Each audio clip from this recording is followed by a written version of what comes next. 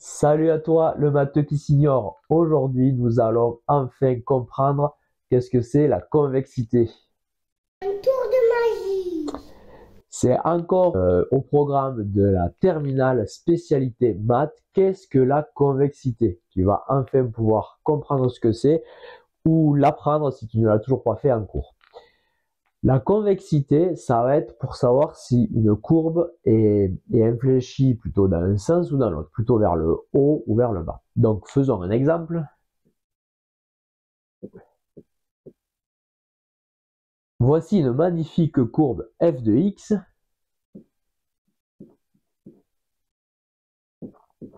en fonction de x. Cette courbe, à certains moments, elle est convexe et d'autres moments, elle est concave. Quelle est la différence?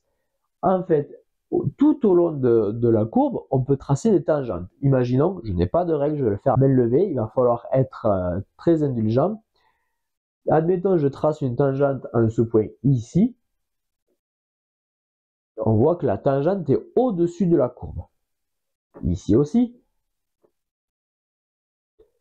Voilà. Pour rappel, une tangente, c'est une droite qui vient effleurer la courbe à un point sans la traverser. Donc là, en fait, je la traverse parce qu'il y a un infléchissement justement de la courbe, mais au point précis, ça ne traverse pas. Donc si j'avais fait une autre, ici, une tangente à ce point, on voit que toutes les tangentes sont au-dessus. Si on faisait une enveloppe avec toutes les tangentes de tous les points, elles sont toutes au-dessus. Par contre, à partir d'un moment, admettons je fais une tangente ici, cette fois la tangente est sous la courbe. Ici, elle est sous la courbe, etc. Bon, là, je l'ai raté, voilà.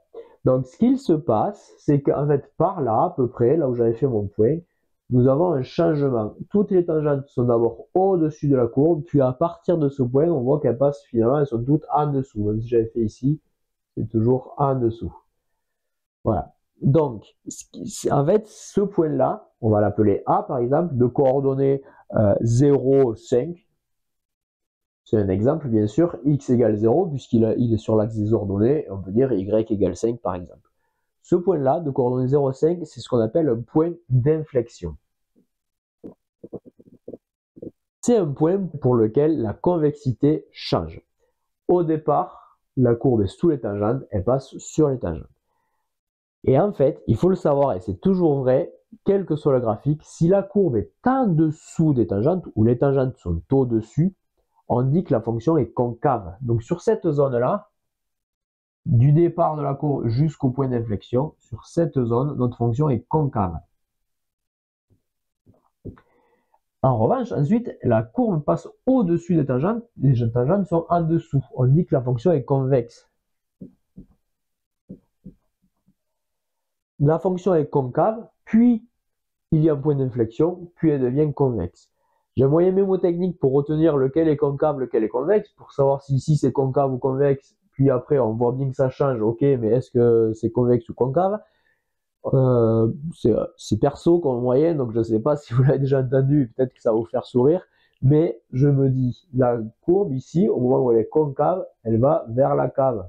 Voilà, elle a tendance à aller vers le bas, elle est tournée vers le bas, donc elle va aller vers le bas, vers la cave. Donc elle est concave. Alors que là, elle va vers le ciel, elle est vers le haut, on dit qu'elle est convexe. Si elle n'est pas concave, c'est convexe, c'est l'un ou l'autre. Et entre les deux, le point d'inflexion.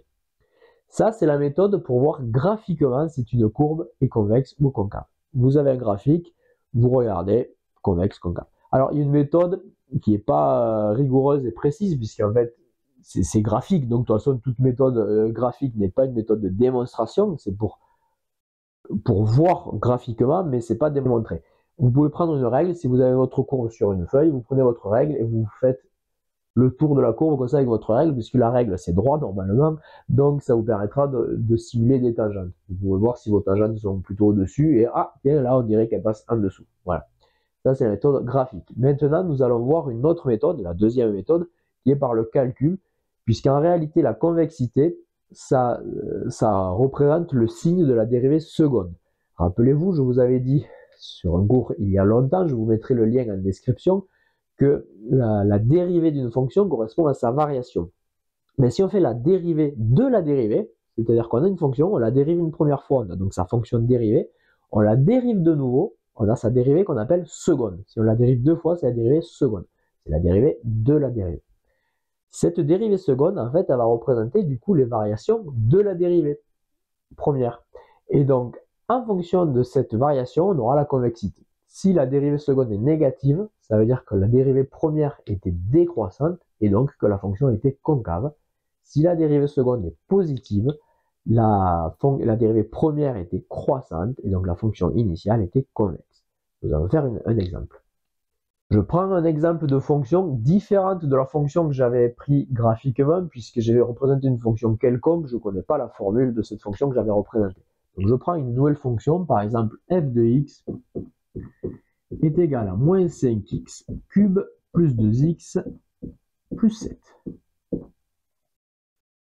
Cette fonction-là, qu'on n'a pas graphiquement, mais admettons, on pourrait la tracer avec un outil numérique comme la calculatrice par exemple, et utiliser la méthode des tangentes pour voir graphiquement. Mais ce ne serait pas très précis, puisque graphiquement, on ne sait pas exactement, on ne peut pas connaître exactement les coordonnées du point. Alors que là, on va le faire par le calcul, ça sera très précis, c'est une moyenne de démonstration. On fait donc la dérivée, ça vous devez savoir faire. F' de x, si vous ne savez pas faire, je vous invite à regarder ma vidéo sur les dérivées. Le lien est en description. La dérivée de x au cube, c'est 3x au carré. Mais comme on a un coefficient moins 5, on va se retrouver avec moins 5 fois 3x au carré. Plus, dérivée de 2x plus 7, c'est une fonction affine. La constante vaut 0 quand on la dérive, et 2x, ça vaut 2. Donc la dérivée de 2x plus 7, c'est juste 2. On peut faire le calcul, moins 5 fois 3 égale moins 15, x au carré plus 2. Ça, c'est notre dérivée. Dérivée donc première, la dérivée classique. Maintenant, nous allons dériver la dérivée et on va obtenir la dérivée seconde. Vous voyez que pour la dérivée, on met une apostrophe, la dérivée seconde, on met 2 apostrophes. On ne sait pas beaucoup fouler, nous, les matheux. F seconde de x, on va redériver cette fonction-là. X au carré, quand on dérive, ça fait 2x. Donc, nous avons moins 15 fois 2x, plus une constante quand on la dérive, ça vaut 0. Il suffit de faire le calcul. Moins 15 fois 2, nous obtenons moins 30x. Voilà pour la dérivée seconde. Maintenant, il suffit d'étudier le signe de cette dérivée seconde. C'est assez simple puisqu'il s'agit d'une fonction affine, même linéaire celle-ci, puisque le coefficient plus b vaut 0. Donc, il suffit d'écrire la fonction égale 0 et de résoudre une équation du premier degré pour savoir la valeur de x qui fait le changement de signe. Et après, on fera un tableau de signes de cette dérivée. On déduira la convexité de la fonction initiale qui était, pour rappel, moins 5x au cube plus 2x plus 7. Donc, c'est parti.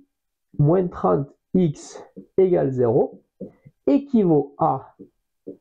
On veut connaître le signe, la valeur de x. Donc, moins 30x, c'est sous-entendu moins 30 fois x. Donc, si on a un fois, on va le passer de l'autre côté en divisé. Et ça, c'est une erreur classique que je vois et revois et re-revois des milliers de fois en cours particulier ou en coaching de maths. Le moins 30, il ne passe pas de l'autre côté en plus 30. Attention, c'est moins 30 fois x, donc on va diviser par moins 30. C'est si on avait eu moins 30 plus x qu'on le passe de l'autre côté en moins 1. On change de signe si on additionne ou soustrait.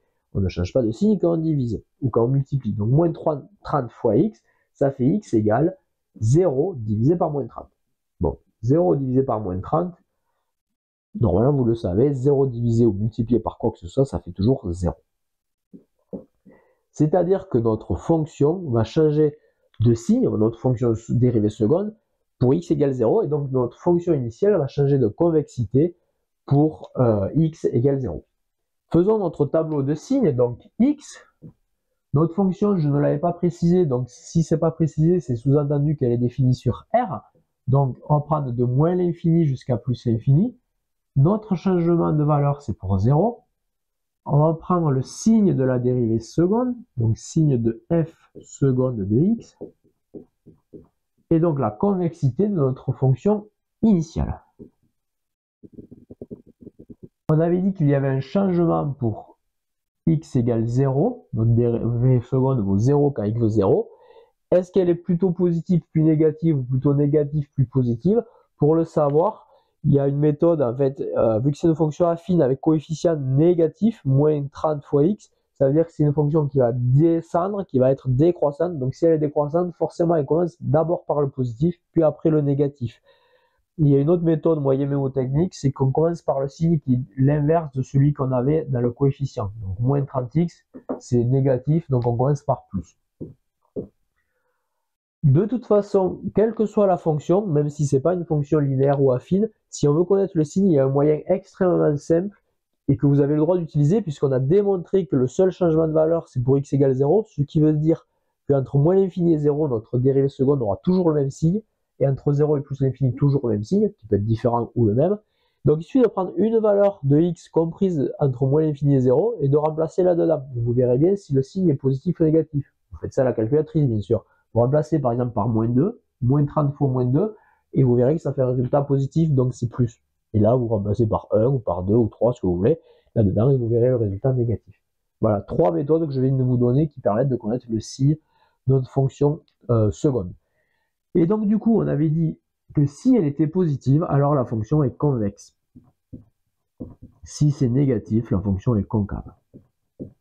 Donc à retenir, votre fonction est convexe si la dérivée seconde est positive et elle est concave si la dérivée seconde est négative.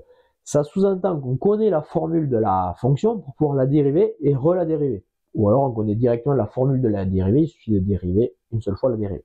Pour pouvoir connaître la dérivée seconde. Si on n'a pas la formule de la dérivée seconde, qu'on ne peut pas l'obtenir de quelconque manière, on ne pourra pas savoir quand est-ce que c'est positif ou négatif.